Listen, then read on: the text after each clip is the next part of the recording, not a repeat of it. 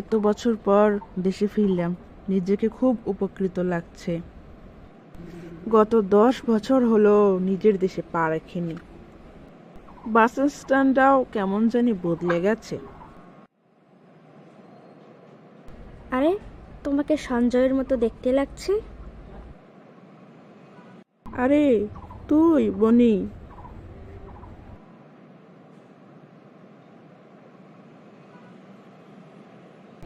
দীর্ঘ 10 বছর পর তোর সঙ্গে দেখা হলো। তোর মুখটা একদম পাল্টে গেছে রে। তোর শরীর ঠিক আছে তো? আসতে কোনো অসুবিধা হয়নি তো? হ্যাঁ, আমি ঠিকই আছি। আমার প্রচন্ড খিদে পেয়েছে বন্ধু, এতটা রাস্তা আসার পর।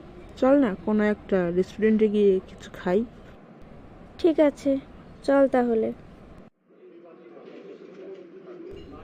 এখানকার খাবারের টেস্টটা অনেক বদলে গেছে, এখন আরো সুস্বাদু হয়েছে। হ্যাঁ, ঠিকই বলেছিস। তো তুই কি আবার বিদেশ যাবি নাকি? না, আর যাব না। ভাবছি এখানে একটা ব্যবসা করব। তাহলে তো ভালোই হবে। হ্যাঁ, তোদের ছেড়ে আর বিদেশে থাকতে ভালো লাগে না, সেই জন্যই তো দেশে ফিরে এলাম। তো চল এবার বাড়ি যাই, সবাই তোর জন্য অপেক্ষা করছে।